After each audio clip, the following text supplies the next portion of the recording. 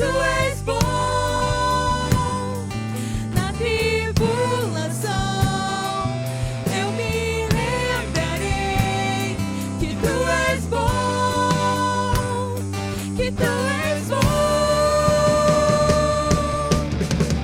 Em alta voz direi, a todos vou contar tua bondade, eu sei, não pode acabar. O teu eterno amor me acompanhará, não posso acreditar.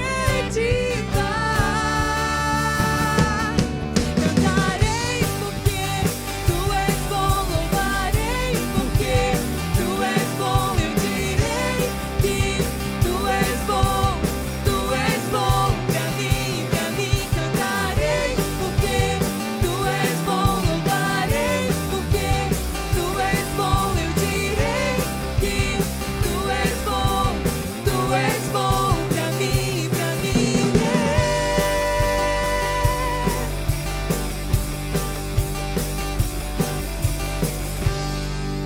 Amém. Louvado seja o Senhor, meus irmãos.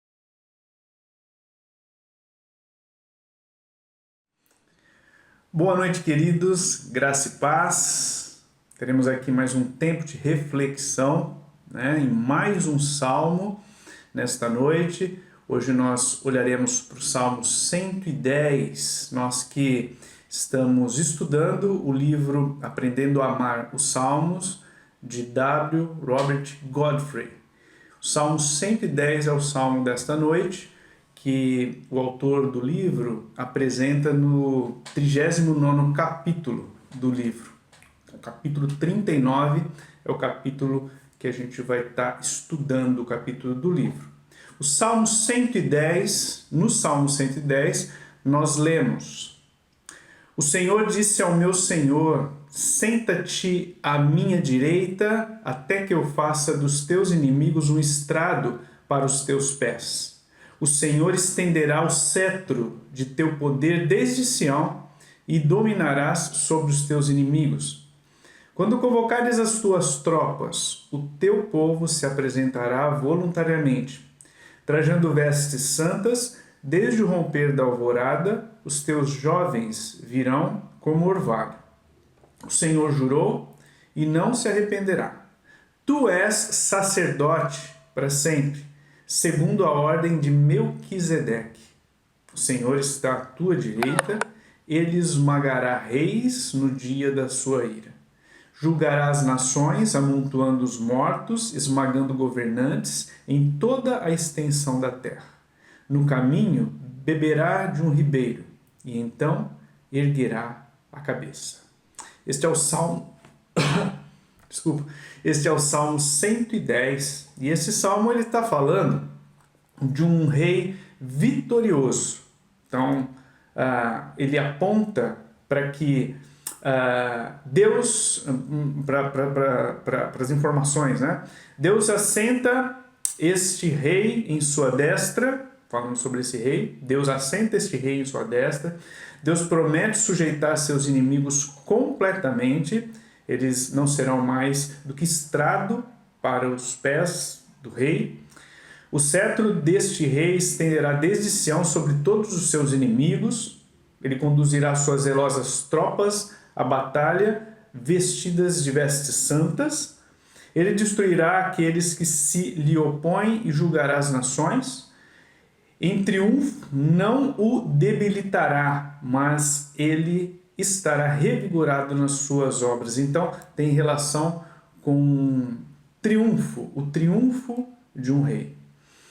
Então, há um detalhe neste salmo que é apontado pelo próprio Jesus Cristo, que cita este salmo, e a gente vê isso nos evangelhos, Quando Jesus ele conversa com os mestres da lei, ele faz a seguinte pergunta aos mestres, o Cristo é o filho de Davi? E eles sabiam facilmente essa resposta, O Cristo é o filho de Davi? Eles sabiam que sim. Jesus cita exatamente este salmo de Davi e ele inicia assim: o Senhor disse ao meu Senhor, senta-te à minha direita, até que eu faça dos teus inimigos um estrado para os teus pés. Então, este primeiro Senhor do Salmo, o Salmo citado por Jesus, o Senhor que está falando é Deus, Yahvé. O segundo Senhor, o Senhor, que é o primeiro Senhor, disse ao meu Senhor. Esse Senhor, o segundo Senhor, é alguém que o rei Davi chama de meu Senhor. Quem seria então o Senhor do rei Davi? Um rei poderoso, né, que todos conheciam, o rei Davi. Então, o autor coloca para nós aqui, e cita também, Atos 2, de 33 a 35. Nós temos aqui Pedro falando, né? E lá nós lemos o seguinte, versículo 33 de Atos 2. Exaltado à direita de Deus, ele recebeu do Pai o Espírito Santo, prometido, e derramou o que vocês agora veem e ouvem. Pois Davi não subiu ao céu, mas ele mesmo declarou: o Senhor disse ao meu Senhor, senta-te à minha direita, até que eu ponha os teus inimigos como estrado para os teus pés. Então, o que Pedro está comunicando aqui? Pedro está comunicando, enquanto ele fala de Jesus, ele está comunicando que Jesus, ele é ressuscitado dos mortos e exaltado à direita de Deus. Ele, então, é o Senhor e Cristo, porque ele é filho de Davi e também, ele é filho de Deus e também filho de Davi. Então, assim, Jesus é o Senhor de Davi. Esse é o argumento de Pedro. Então, Davi, como profeta, viu a natureza humana e divina do Cristo. Enquanto escrevia o Salmo, Davi já apontava para Cristo Jesus. O Salmo 110 aponta, fala sobre Cristo Jesus. Davi também fala, ali no versículo 4, de um rei sacerdote. Versículo 4, né? O Senhor jurou e não se arrependerá. Tu és sacerdote para sempre, segundo a ordem de Melquisedeque. A gente tem informações sobre isso em Hebreus, no livro aos Hebreus. Hebreus, temos informação e há uma alusão. Ali em Hebreus 1:3, na segunda parte do versículo 3, né? Hebreus 1:3, a parte B, ele faz uma alusão exatamente ao Salmo 110. Ali nós lemos o seguinte: depois de ter realizado a purificação dos pecados, ele se assentou à direita da majestade nas alturas. Em Hebreus 2:17, nós temos a identificação clara de Jesus como sumo sacerdote. Versículo 17 de Hebreus 2. Por essa razão, era necessário que ele se tornasse semelhante aos seus irmãos em todos os aspectos, para se tornar sumo sacerdote misericordioso e fiel com relação a Deus e fazer propiciação pelos pecados do povo. Em Hebreus 5, nós temos ali que no início ali o tratamento de como Jesus pode ser o sumo sacerdote. O escritor de Hebreus está defendendo que o chamado de Deus é o verdadeiro fundamento do verdadeiro sacerdócio. Então, a citação do Salmo 110 revelando que Deus sempre desejou a criação de outro sacerdócio, além do sacerdócio lá de Arão. Então, tudo isso a gente vai percebendo lá em Hebreus. O Hebreus lança luz para o nosso entendimento sobre Cristo Jesus. Também o autor de Hebreus, ele defende a superioridade do sacerdócio de Cristo sobre esse antigo sacerdócio judaico, né? O autor de Hebreus mostra que Jesus, como sacerdote, ele era da ordem de Melquisedeque. Olha aqui, eu vou fazer uma leitura aqui em Hebreus. Esse Melquisedeque, rei de Salém e sacerdote do Deus Altíssimo, Encontrou-se com Abraão quando este voltava depois de derrotar os reis e o abençoou. E Abraão lhe deu o dízimo de tudo. Em primeiro lugar, seu nome significa rei de justiça. Depois, rei de Salém, quer dizer rei da paz. Sem pai, sem mãe, sem genealogia, sem princípio de dias, nem fim de vida, feito semelhante ao Filho de Deus, ele permanece sacerdote para sempre. Considerem a grandeza desse homem. Até mesmo o patriarca Abraão lhe deu o dízimo dos despojos.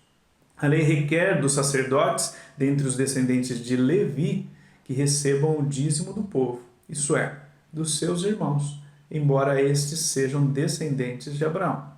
Este homem, porém, que não pertencia à linhagem de Levi, recebeu os dízimos de Abraão e abençoou aquele que tinha as promessas. Sem dúvida alguma, o inferior é abençoado pelo superior.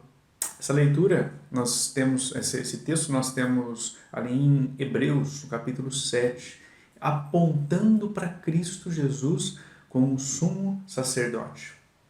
O elaborado apelo ao Salmo 110 estabelece que Jesus é o verdadeiro Messias previsto lá no Antigo Testamento. Então é fundamental para o entendimento da sua obra salvífica.